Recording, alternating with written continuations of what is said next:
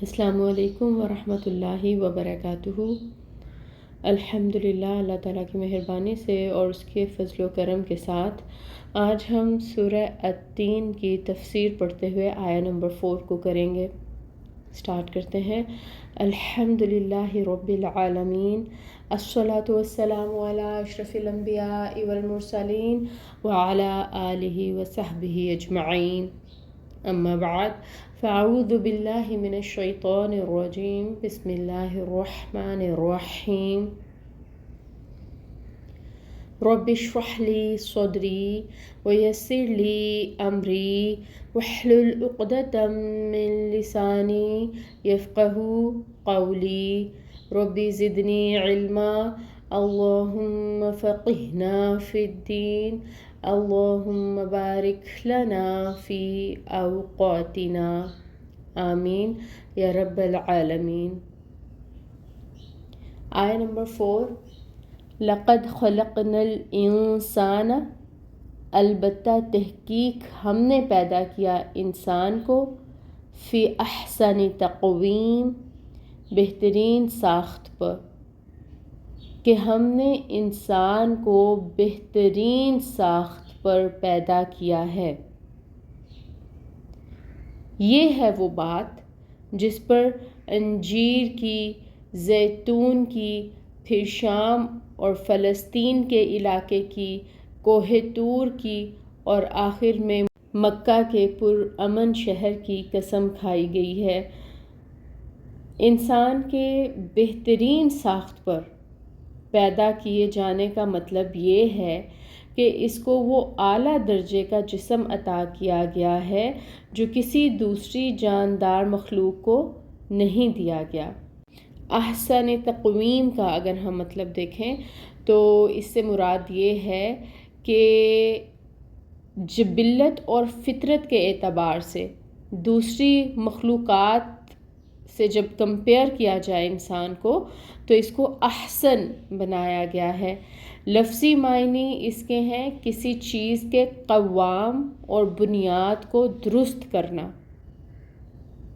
اور اللہ تعالیٰ نے انسان کو سب مخلوقات میں سے سب سے زیادہ حسین بنایا ہے۔ نسل انسانی کی عزت اور تکریم کی انتہا یہ ہے کہ اللہ تعالیٰ نے جو جد امجد ہیں ہمارے، ان کو اپنے ہاتھوں سے تخلیق کیا۔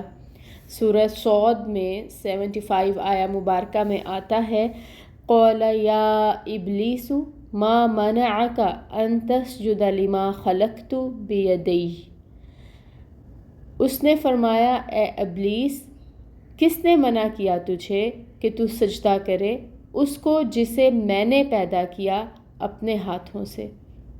یعنی اللہ تعالیٰ پوچھ رہے ہیں کہ اے ابلیس، جس انسان کو میں نے اپنے ہاتھوں سے بنایا اسے سجدہ کرنے سے تجھے کس بات نے روک دیا؟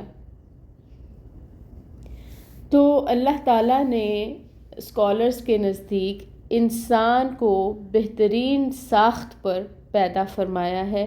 اسے جسم سیدھا اور استوار دیا گیا ہے جو کسی اور مخلوق کو نہیں دیا گیا۔ پھر نہ صرف جسم بلکہ ایسی صلاحیتیں اور قوتیں بھی اللہ تعالیٰ نے عطا کیں جو کسی اور مخلوق کو نہیں دی گئیں، جیسے فکر و فہم، علم و عقل وغیرہ۔ اور پھر آدم علیہ السلام کو اللہ تعالیٰ نے یہ فضیلت بھی دی کہ ملائکہ نے سجدہ کیا۔ اب اسکالرز یہ کہتے ہیں کہ نوع انسانی کے فضل و کمال کی اگر بات کی جائے تو سب سے زیادہ اس کا بلند نمونہ ہے انبیاء علیہم السلام، کیونکہ کسی مخلوق کے لیے اس سے اونچا کوئی مرتبہ نہیں ہو سکتا کہ اللہ تعالیٰ اسے منصب نبوت عطا کرے۔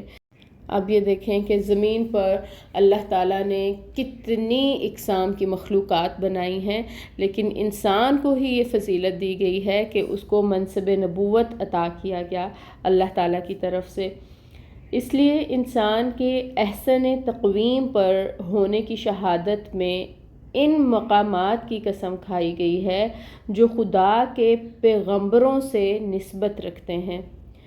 اب شام و فلسطین کا علاقہ، جہاں پر حضرت ابراہیم سے لے کر حضرت عیسیٰ علیہ السلام تک بکثرت انبیاء مبعوث ہوئے، اس کی قسم کھائی گئی۔ کوہ طور وہ مقام ہے جہاں حضرت موسیٰ علیہ السلام کو نبوت عطا کی گئی تھی، اور پھر مکہ معظمہ، تو یہاں پر حضرت ابراہیم اور حضرت اسماعیل نے اس کی بنیاد رکھی، اور انہی کی بدولت عرب کا مقدس ترین مرکزی شہر بنا یہ۔ حضرت ابراہیم نے اس کے لیے امن کی دعا مانگی کہ اے میرے رب اس کو ایک پرامن شہر بنا۔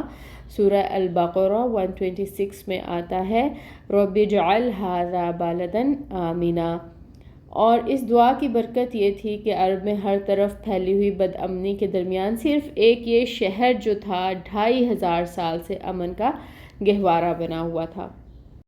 پھر ہم دیکھتے ہیں کہ اسی شہر میں نبی آخر الزماں حضرت محمد مصطفیٰ صلی اللہ علیہ وآلہ وسلم پیدا ہوئے، نبوت سے سرفراز ہوئے، اور پھر دین اسلام یہیں سے پوری دنیا میں پھیلا۔ تو مطلب یہ ہے کہ نوع انسانی کو ایسی بہترین ساخت پر اللہ تعالیٰ نے پیدا فرمایا ہے کہ اس میں نبوت جیسے عظیم مرتبے کے حامل انسان پیدا ہوئے ہیں۔ ابن عربی نے فرمایا کہ اللہ تعالیٰ کی مخلوقات میں سے انسان سے احسن کوئی نہیں ہے، کیونکہ اس کو اللہ تعالیٰ نے حیات کے ساتھ یعنی زندگی کے ساتھ عالم، قادر، متکلم، سمیع، بصیر، مدبر اور حکیم بنایا ہے، اور یہ سب صفات دراصل خود حق سبحانہ تعالیٰ کی ہیں۔ یعنی مطلب یہ ہے کہ اللہ تعالیٰ کی کچھ صفات میں سے انسان کو کچھ نہ کچھ درجہ دیا گیا ہے، جو ہم دیکھتے ہیں کہ باقی مخلوقات میں سے کسی کو ایسا شرف عطا نہیں کیا گیا۔ تو اگر ہم دیکھیں کہ آیہ نمبر 1 سے آیہ نمبر 4 تک کیا بات ہوئی، تو ابھی تک ہم نے یہ جانا کہ اللہ تعالیٰ نے 5 نبیوں کی بات کی ہے، حضرت نوح علیہ السلام، حضرت عیسیٰ علیہ السلام، حضرت موسیٰ علیہ السلام، حضرت ابراہیم علیہ السلام، اور حضرت محمد مصطفیٰ صلی اللہ علیہ وآلہ وسلم۔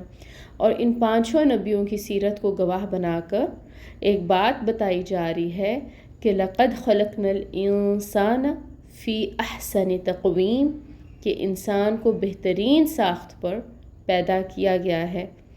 تو ان 5 نبیوں کی سیرت کو پڑھ لو اور جان لو کہ انسان کی احسن تقویم ایکچولی ہے کیا۔